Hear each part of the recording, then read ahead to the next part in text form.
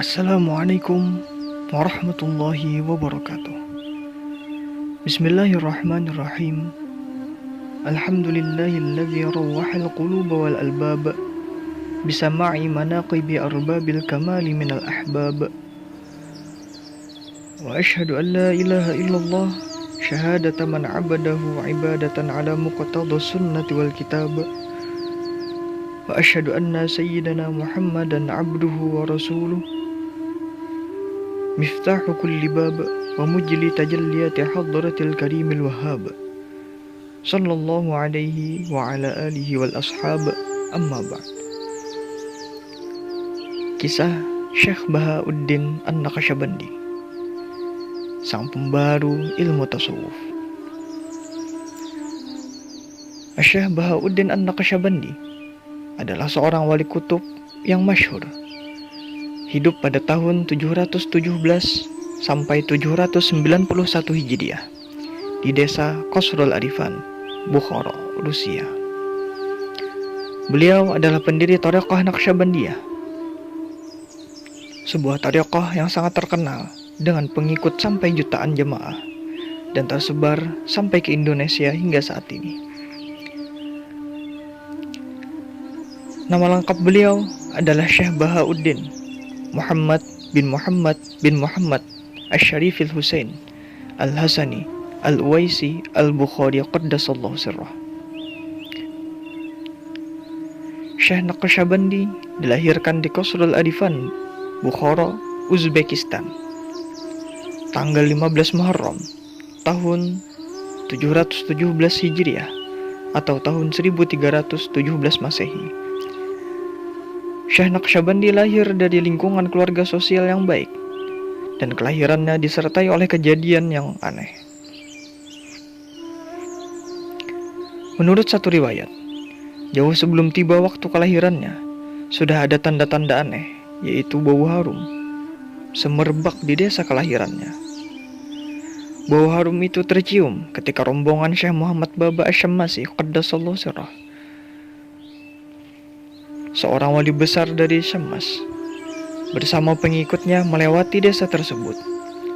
Ketika itu Asy-Syamasi berkata, "Bau harum yang kita cium sekarang ini datang dari seorang laki-laki yang akan lahir di desa ini." Sekitar 3 hari sebelum Naqsyabandi lahir, wali besar ini kembali menegaskan bahwa bau harum itu semakin semerbak. Syekh Muhammad Baba Asy-Syamasi adalah guru pertama kali dari Syekh Muhammad Bahauddin radhiyallahu an, yang telah mengetahui sebelumnya tentang akan lahirnya seseorang yang akan menjadi orang besar, yang mulia dan agung, baik di sisi Allah Subhanahu wa taala maupun di hadapan sesama manusia di desa Qasrul Arifan, yang tidak lain adalah Syekh Bahauddin. Di dalam asuhan, didikan dan gemblengan dari Syekh Muhammad Baba inilah Syekh Muhammad Bahauddin mencapai keberhasilan di dalam mendekatkan diri kepada Allah Subhanahu wa taala. Sampai Syekh Muhammad Baba menganugerahinya sebuah kopiah wasiat Al-Azizan yang membuat cita-citanya untuk lebih dekat dan wusul kepada Allah Subhanahu wa taala semakin meningkat dan bertambah kuat. Hingga pada suatu saat, Syekh Muhammad Bahauddin radhiyallahu an melaksanakan sholat lail di masjid. Dalam salah satu sujudnya, hati beliau bergetar dengan getaran yang sangat menyejukkan, sampai terasa hadir di hadapan Allah. Saat itu beliau berdoa, "Ya Allah, berilah aku kekuatan untuk menerima bala dan cobaannya mahabbah, cinta kepada Allah." Setelah subuh, Syekh Muhammad Baba yang memang seorang waliullah yang kasyaf, mengetahui yang gaib dan yang akan terjadi, berkata kepada Syekh Bahauddin, "Sebaiknya kamu dalam berdoa begini, Ya Allah, berilah aku apa saja yang Engkau ridhoi. Karena Allah tidak ridho jika hambanya terkena bala, dan kalau memberi cobaan, maka juga memberi kekuatan dan memberikan kepahaman terhadap hikmahnya." Sejak saat itu, Syekh Bahauddin seringkali berdoa sesuai dengan apa yang diperintahkan oleh Syekh Muhammad Baba. Untuk lebih berhasil dalam pendekatan diri kepada Sang Khaliq, Syekh Bahauddin seringkali berkholwat, menyepikan hatinya dari keramaian dan kesibukan dunia. Ketika beliau berkholwat dengan beberapa sahabatnya, Waktu itu ada keinginan yang cukup kuat dalam diri Syekh Bahauddin untuk bercakap-cakap. Saat itulah secara tiba-tiba ada suara yang tertuju pada beliau. "Hei, sekarang kamu sudah waktunya untuk berpaling dari sesuatu selain aku." Setelah mendengar suara tersebut, hati Syekh Bahauddin langsung bergetar dengan kencangnya. Tubuhnya menggigil, perasaannya tidak menentu, hingga beliau berjalan ke sana kemari seperti orang bingung. Setelah merasa cukup tenang, Syekh Bahauddin menyiram tubuhnya, lalu berwudu dan mengerjakan sholat sunnah 2 rakaat. Dalam sholat inilah beliau merasakan kekhusyuan yang luar biasa, seolah-olah beliau berkomunikasi langsung dengan Allah Subhanahu wa Ta'ala. Saat Syekh Bahauddin mengalami jazab yang pertama kali, beliau mendengar suara. "Mengapa kamu menjalankan torik yang seperti itu?" "Biar tercepat tujuanku," jawab Syekh Muhammad Bahauddin. Terdengar lagi suara. "Jika demikian, maka semua perintahku harus dijalankan." Syekh Muhammad Bahauddin berkata, "Ya Allah, aku akan melaksanakan semampuku." Dan ternyata sampai 15 hari lamanya, beliau masih merasa keberatan. Terus terdengar lagi suara, "Ya sudah, sekarang apa yang ingin kamu tuju?"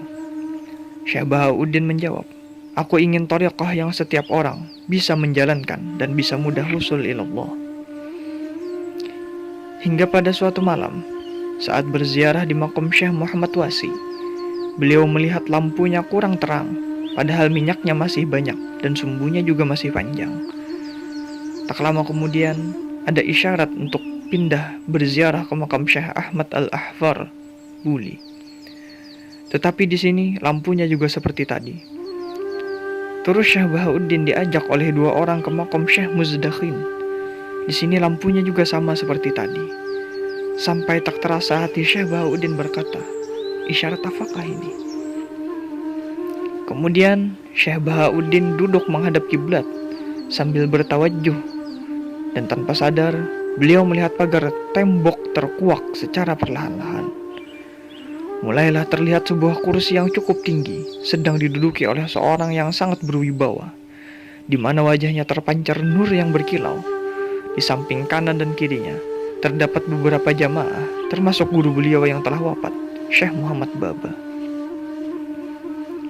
Salah satu dari mereka berkata, "Orang mulia ini adalah Syekh Muhammad Abdul Khaliq Al-Gojdwani, dan yang lain adalah khalifahnya."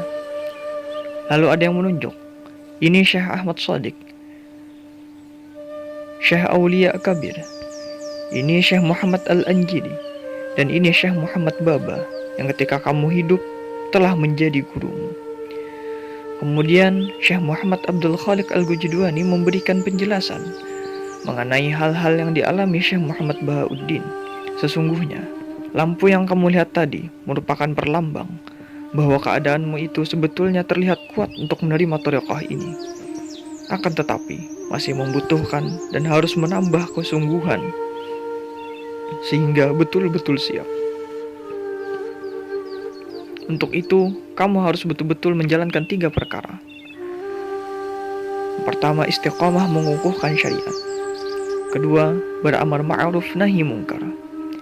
3, menetapi azimah atau kesungguhan dengan arti menjalankan agama dengan mantap tanpa memilih yang ringan-ringan, apalagi yang bid'ah, dan berpedoman pada perilaku Rasulullah SAW dan para sahabat radhiyallahu anhu. Kemudian untuk membuktikan kebenaran pertemuan kasyaf ini, besok pagi berangkatlah kamu untuk sowan ke Syekh Maulana Syamsuddin Al-Anyaquti. Di sana, haturkanlah kejadian pertemuan ini. Kemudian besoknya lagi, berangkatlah lagi ke Sayyid Amir Kilal di desa Nasaf, dan bawalah kopiah wasiat Al-Azizan, dan letakkanlah di hadapan beliau, dan kamu tidak perlu berkata apa-apa, nanti beliau sudah tahu sendiri. Syekh Bahauddin setelah bertemu dengan Sayyid Amir Kulali, segera meletakkan kopiah wasiat Al-Azizan, pemberian dari gurunya. Saat melihat kopiah wasiat Al-Azizan, Sayyid Amir Kulali mengetahui bahwa orang yang ada di depannya adalah Syekh Bahauddin yang telah diwasiatkan oleh Syekh Muhammad Baba sebelum wafat untuk meneruskan mendidiknya. Syekh Bahauddin dididik pertama kali oleh Sayyid Amir Kulali dengan khalwat selama 10 hari. Selanjutnya zikir nafi isbat dengan sirri.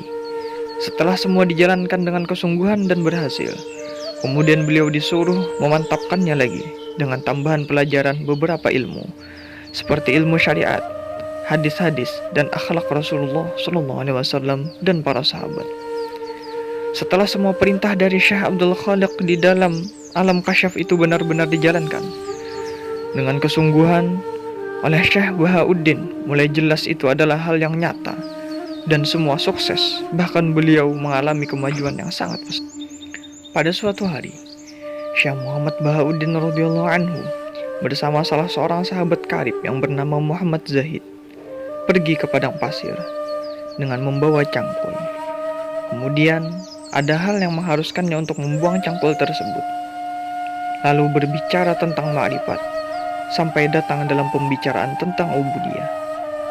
Lah, kalau sekarang pembicaraan kita sampai begini, kan berarti sudah sampai derajat yang kalau mengatakan kepada teman, matilah, maka akan mati seketika. Lalu tanpa sengaja, Syekh Muhammad Bahauddin berkata kepada Muhammad Zahid, matilah kamu. Seketika itu, Muhammad Zahid mati dari pagi sampai waktu zuhur. Melihat hal tersebut, Syekh Muhammad Bahauddin radhiyallahu anhu menjadi kebingungan, apalagi melihat mayat temannya yang telah berubah terkena panasnya matahari. Tiba-tiba ada ilham. Hai Muhammad, berkatalah ahyi, hiduplah kamu. Kemudian Syekh Muhammad Bahauddin radhiyallahu anhu berkata ahyi sebanyak 3 kali. Saat itulah terlihat mayat Muhammad Zahid mulai bergerak sedikit demi sedikit hingga kembali seperti semula.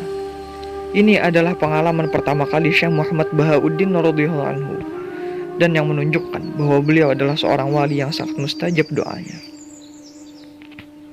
Syekh Tajuddin, salah satu santri Syekh Muhammad Bahauddin radhiyallahu anhu berkata, ketika aku disuruh guruku dari Qasrul Arifan menuju Bukhara yang jaraknya hanya 1 pos, aku jalankan dengan sangat cepat karena aku berjalan sambil terbang di udara.